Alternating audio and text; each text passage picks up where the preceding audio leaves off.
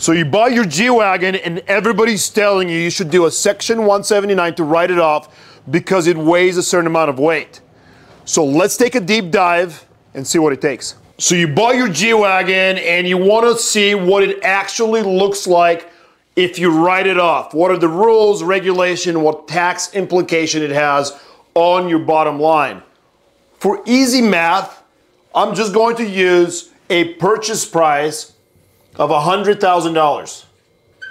Now I know a lot of them are over $200,000 and some of the lower models can be $150,000 to $200,000. For our purposes in easy math, I'm just going to assume easy math $100,000 purchase price. And you've been seeing everyone say, hey, you can write it all off. Section 179, meaning you're going to fully depreciate a maximum bonus depreciation on year one. It used to be 100%. It can vary year by year, and it does vary. But for our purposes, we're going to still assume 100%. So let's say you bought it and you're like, hey, I'm going to write it off. I'm going to save some money on my taxes.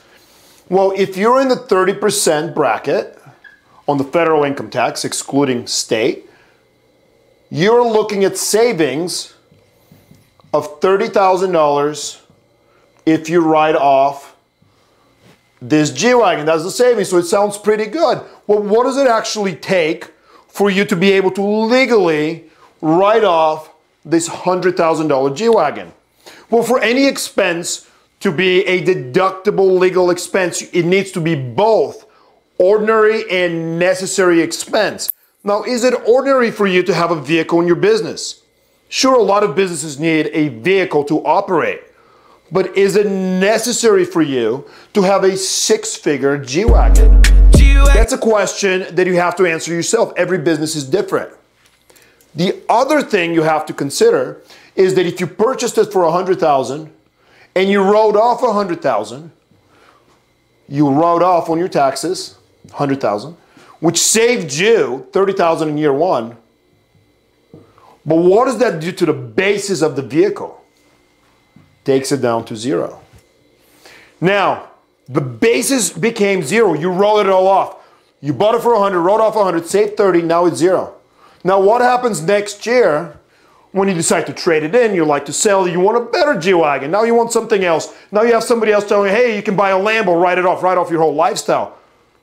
Now you have to remember, if you sell it, trade it in, whatever, an asset which happens to be your G-Wagon with a basis of zero, and now you sold it at $50,000. What happens to that $50,000? Well, of course it becomes taxable because the basis is zero. You're going to have to pick up the $50,000 gain on this asset. So that's another thing you have to consider.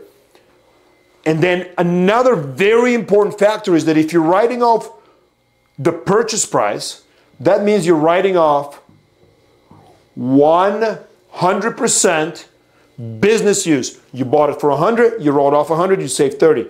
You reduce the basis to zero. That means 100% business use.